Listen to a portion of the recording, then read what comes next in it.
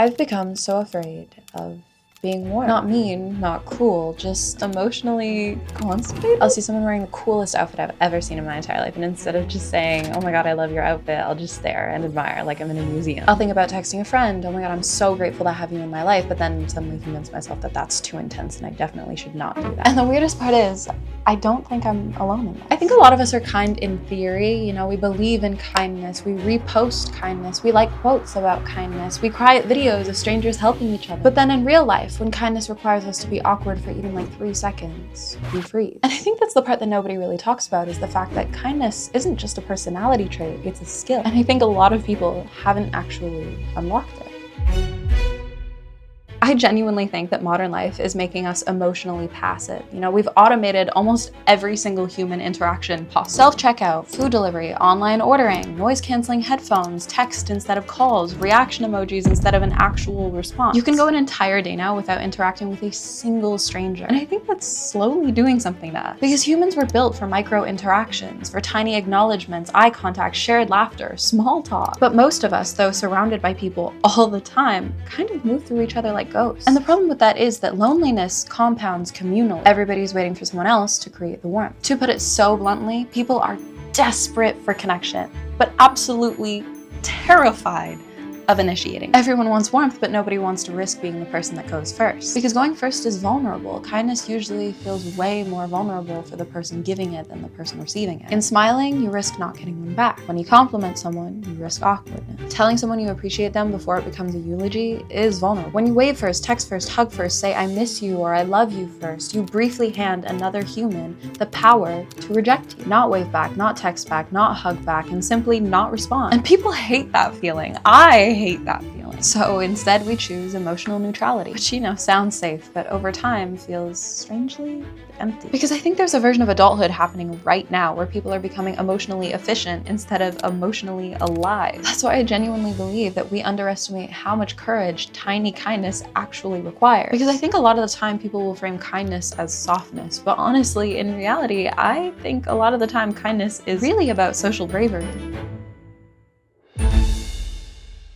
I started thinking about this after watching this TED Talk called Lollipop Moments by Dudley. And if you've never seen it before, he tells this story about changing someone's entire life accidentally. Quick rundown, this girl comes up to him years after university and tells him that on her very first day at school, she was fully planning to leave because she was terrified. And then Drew walks by wearing some ridiculous hat, we're handing out lollipops, makes a cute joke to her and this guy's standing behind her in a line.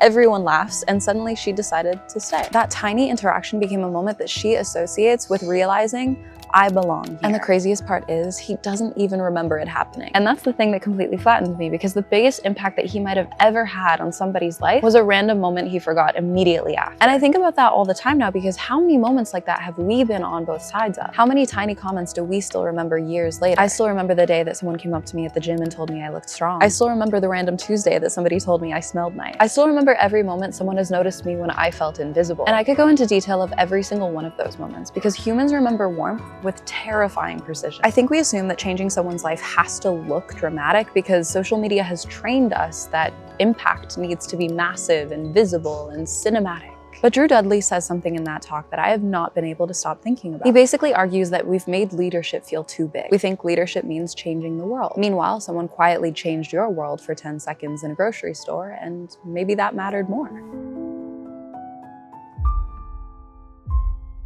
And funny enough, sociology backs this up too. There's this famous theory coined by Stanford sociologist Mark Granovetter called the strength of weak ties. The basic idea is this: the people who shape your life the most are often not your closest relationships. It's the weaker ties. Casual acquaintances, loose social connections, people you occasionally interact with, like a coworker or mutual friend, even the stranger you had one meaningful interaction with. This is because your close relationships usually exist inside the same emotional and informational world as you do. Your close friends usually know the same people as you, consume the same information, live inside the same routine. But weak ties are incredibly powerful because they connect you to entirely different worlds and break you out of that. They introduce novelty. And originally, Granovetter studied this through employment. He found that people were more likely to find jobs through acquaintances than best friends because acquaintances exist in different social circles and therefore have access to different information. But over time, researchers realized that this applies to way more than just jobs. Weak ties shape opportunity, identity, belonging, mood, confidence, even the way ideas spread through society. And I think they also shape how human life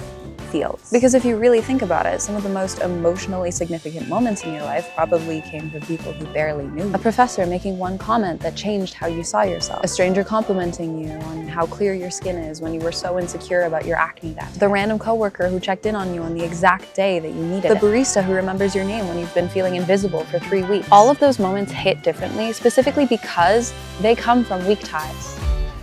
We can explain this because when kindness comes from someone close to you, your brain almost expects it. Your mom is supposed to love you, your best friend is supposed to comfort you. But when the warmth comes from someone who owes you absolutely nothing, it feels strangely profound. Like emotionally, your brain just goes, wait, if this random person sees something so valuable in me, then maybe it's actually real. And sociologists later expanded Granovetter's theory way beyond jobs and networking because they kept finding the same pattern. Small, loose social interactions have massive effects on well-being. There's even research that shows that brief interactions with strangers improve your mood and increase feelings of belonging, which honestly makes sense because we are hyper attuned to social signals. Your nervous system notices all of it. And I think modern life accidentally created this whole environment where we are starving for weak ties whilst also simultaneously avoiding them at all costs. We order food without speaking to an actual human. We self-checkout. We consume other people's lives online instead of participating in our own lives offline. And slowly, I think we started treating strangers like obstacles instead of all of these tiny little opportunities for connection. And the irony is that weak ties are called weak because the relationships themselves are light, but the juxtaposition is revealed as the impact often isn't. Because one 5-second interaction can completely interrupt somebody's emotional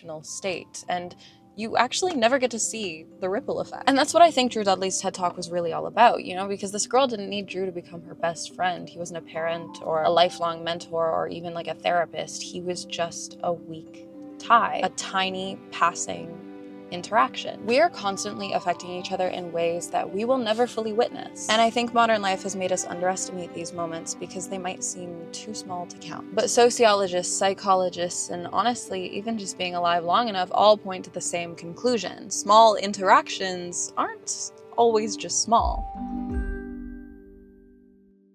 So next comes the big question, okay, Jules, so what do I do with this information? Why does it matter? Why should I even continue watching this video and not just skip your ad? And to that, I say I've been seeing the answer through my dad, especially in Brazil. So quick rundown about my background in case you didn't know. I am brasileira, my dad is Brazilian, my mom is Canadense, and my dad moved to Canada for my mom, and then I was raised here in Canada. So a lot of my family is out in Brazil, and we try to go see them as much as possible, and we just got back from about a month-long trip last month, and we had stayed in Rio for a little while, and it kind of hit me that my dad somehow became friends with literally everybody on the street, especially the doormen living on the road of our Airbnb, and not in like a fake kind of small talky kind of way, in the most genuine, like we're friends now type of way. He knows their names, he jokes with them, he asks about their day, and then when he goes to the store, he'll actually ask if they need anything, and he's so serious about it. And usually, if not always, they will say no, but then he'll still go to the store and get some meat or some snacks and bring it back and offer it to them on the way back anyways, which I think is just the cutest thing in the world. Actually, one time the supermarket in the area of our Airbnb was selling picanha, and my dad came back and offered it to the doorman, and the man was like, hell yeah, I'll have some of that. And he gave him some picanha. And the very next day, the doorman sees my dad and is like, oh my God, we just made fresh cheese in the apartment yesterday, and I brought it to work because I wanted to give it to you and your daughter because you shared with me some meat yesterday. It's like suddenly this ecosystem of care was being built and harnessed and kind of created, appearing out of nowhere. Not because anyone had to or because there was this deep strategic reason behind it, but simply because one person consistently chose warmth first. And watching that in real life truly made me realize that kindness creates momentum. Warmth spreads. Not always instantly and not always dramatically, but humans mirror each other emotionally. Someone smiles at you and then you become softer with the next person, or someone remembers your name and then suddenly you're like, oh my God, I want to make everyone around me feel as seen as I feel in this moment right now. You want to make others feel remembered too. So to wrap all of this up, do I think that becoming more kind essentially means that you have to go and volunteer 14 hours a week to a shelter and dedicate your life to being this perfect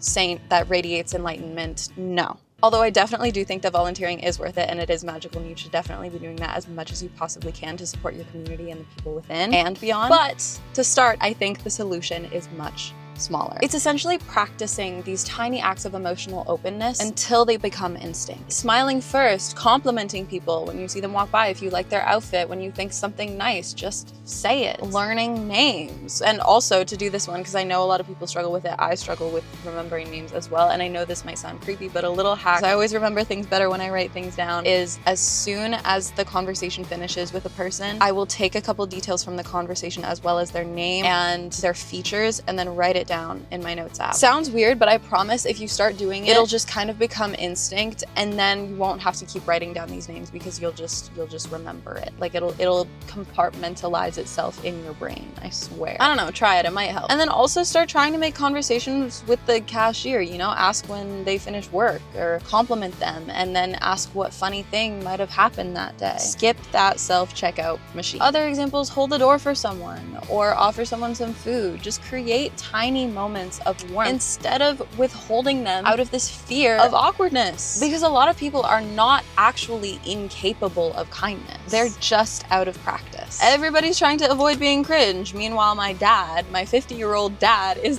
downstairs offering steak to the doorman, accidentally building a whole community. And honestly, I think that that's so, so beautiful and so, so human.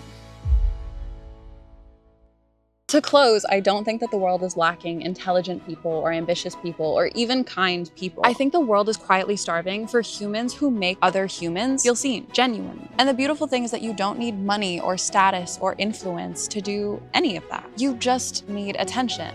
Because every single day you are walking past all of these little opportunities to make someone feel a little more human. And most of them take less than 10 seconds. A smile, a compliment, holding the elevator, a joke, a message, a remembrance. So maybe tomorrow, just be the person who goes first. Not because you need to become this perfectly enlightened self-help guru, but because somewhere out there is someone who is genuinely exhausted, overwhelmed, lonely, grieving, insecure, burnt out, or barely holding themselves together. And your tiny little moment of kindness might actually interrupt that feeling for a second.